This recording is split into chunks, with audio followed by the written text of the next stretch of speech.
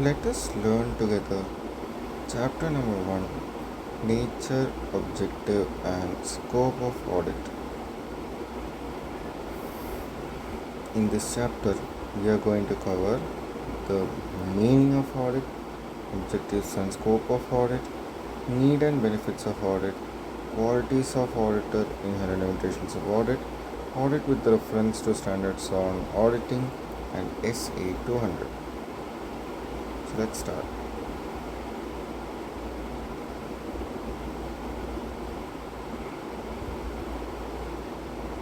Meaning and nature of auditing.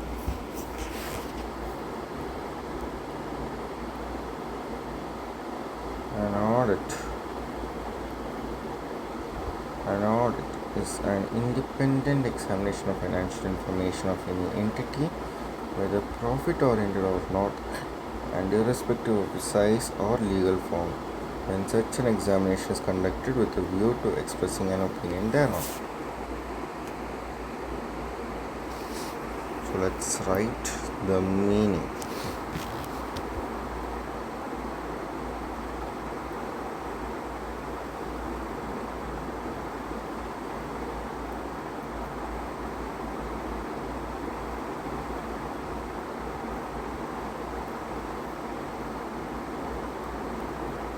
Audit.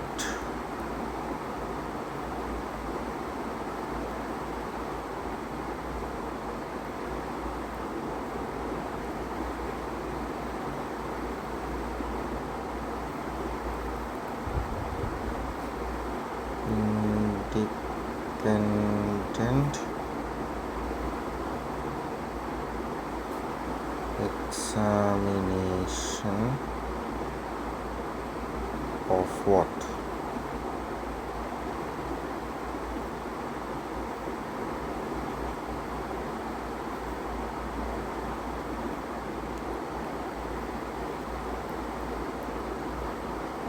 Financial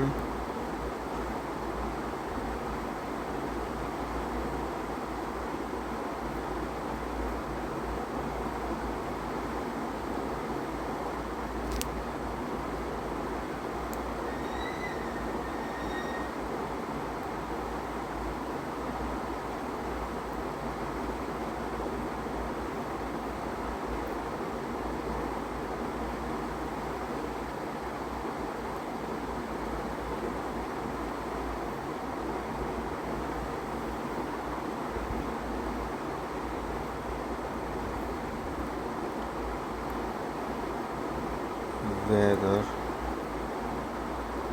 profit oriented or not, then it was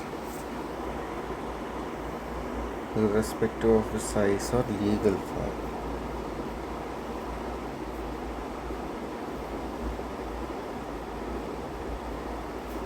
Irrespective of its size or legal form, when such an examination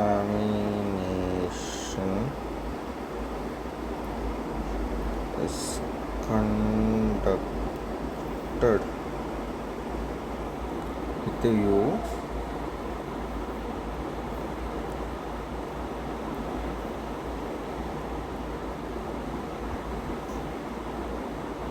to express an opinion thereon. So basically we conduct audit to give an opinion.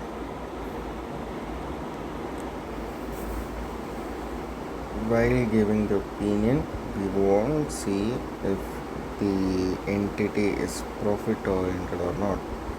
We audit a company or an NGO. Irrespective of the size or legal form, we audit a small say 10,000 rupees turnover company, and also a company which has 500 cr turnover. The examination is conducted to express an opinion thereon.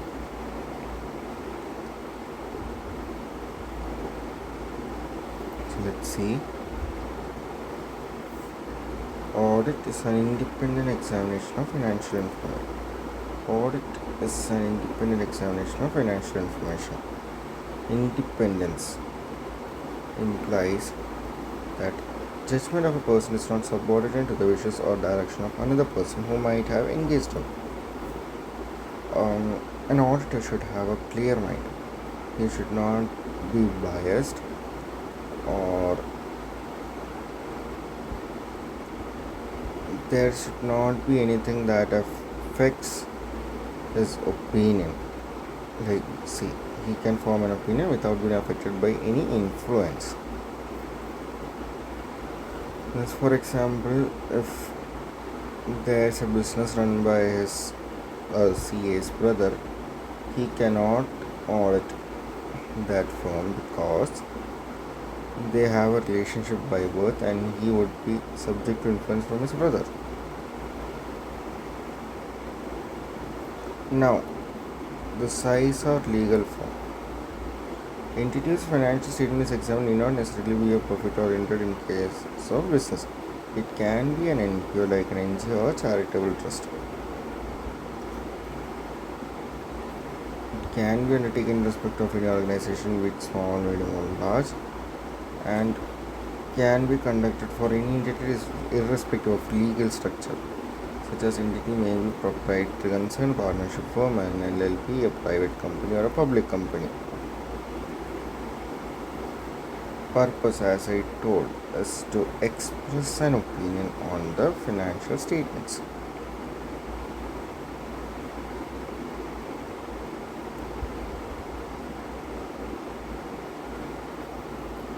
See, understand that preparation and presentation of financial statements of an entity is responsibility of management of the entity. The auditor just has to express an opinion on financial statements by means of a written audit report. So basically, the financial statements are the duty of the management. They have to prepare the financial statements.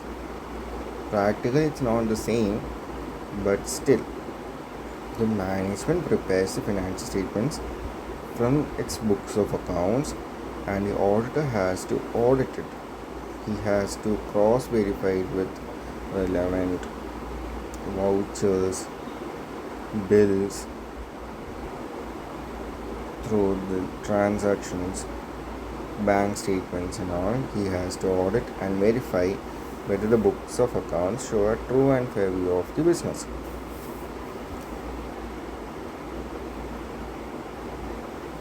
See, by doing the audit, the auditor has to check the financial statements, would not mislead anybody by ensuring that the accounts have been drawn up with reference to entries in the books of accounts. Entries in the books of accounts are adequately supported by sufficient and appropriate evidence. None of the entries in the books of accounts are being omitted in the process of compilation. Information conveyed by the statements is clear and unambiguous. Financial statement amounts are properly classified, described and disclosed in conformity with accounting standards, and the statement of accounts presents a true and fair picture of the operational results and of the assets and liabilities.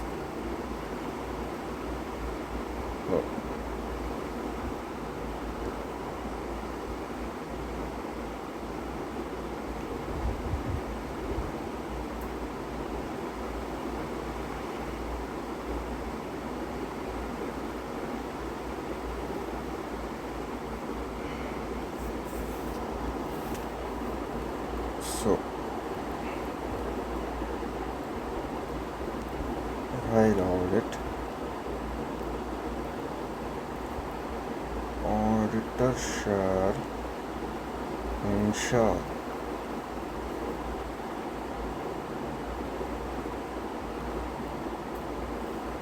one,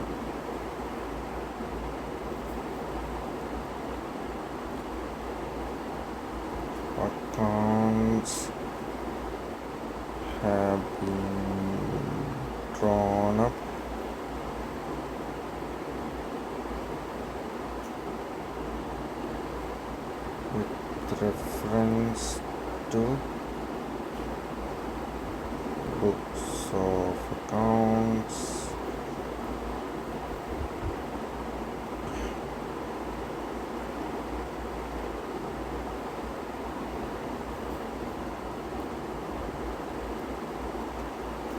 entries in books of accounts supported by relevant documents.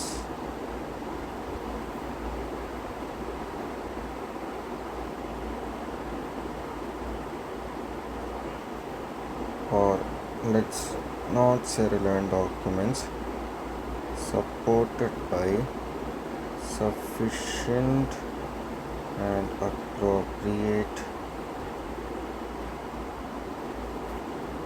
audit evidence.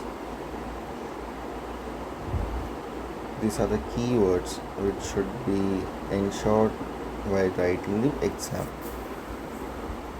So records have been drawn up with reference to books of accounts. Entries in the books of accounts are supported by sufficient and appropriate audit evidence.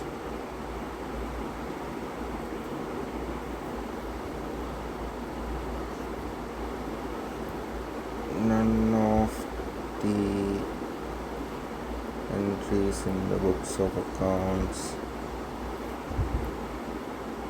has been omitted.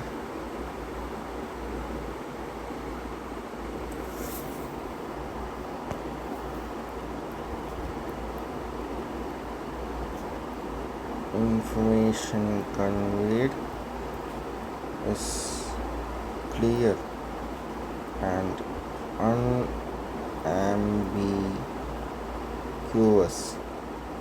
That means it is not unclear.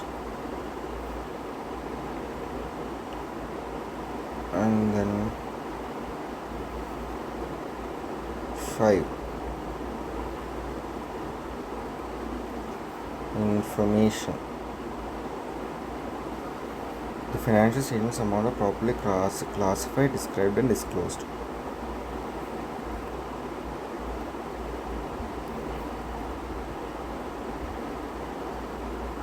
Amount in books of accounts clearly classified,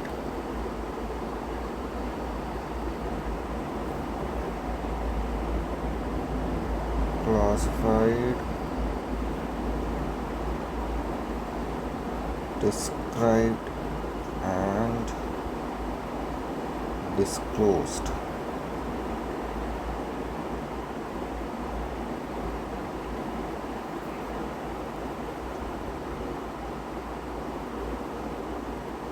Statement of accounts show true and fair picture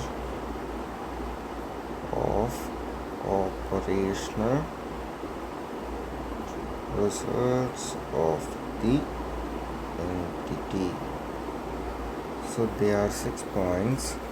Accounts have been drawn up with reference to the books of accounts.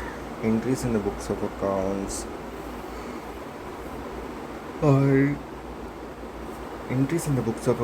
are in conformity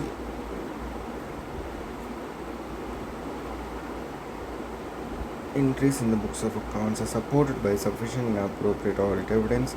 None of the entries in books of accounts has been omitted. Information conveyed is clear and unambiguous. Amount in books of accounts are clearly classified, described and disclosed. And finally, statement of accounts show a true and fair picture of operational results of the entity.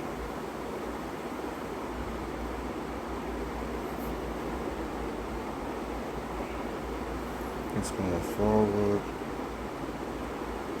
Let's read this. Auditing and accounting. Auditing reviews the financial statements which are nothing but a result of the overall accounting process. So basically whatever we account, that we audit. Auditing and law. Auditor should have a good knowledge of business laws affecting the entity.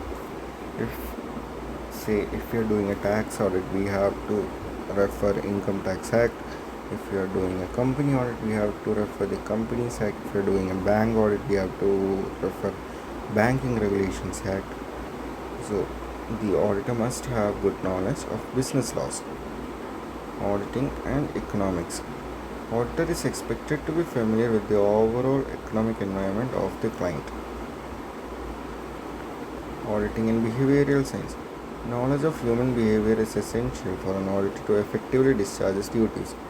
The auditor has to judge how his client is, how he can obtain the data, and that's it. Auditing and statistics and mathematics. Auditor is expected to have the knowledge of statistical sampling for meaningful conclusions and mathematics for verification of inventories. While doing a stock count, we we cannot check 100% of data, so we have to take samples. So this sample shall be taken mathematically or scientifically without just haphazard sampling. Auditing and data processing. EDP auditing in itself is developing as a discipline in itself. Auditing and financial management. Auditor is expected to have knowledge about various financial techniques such as working capital management, fund flow ratio analysis, capital budgeting, etc. Auditing and production. Good auditor is one who understands the client and his business functions such as production, cost system, marketing, etc.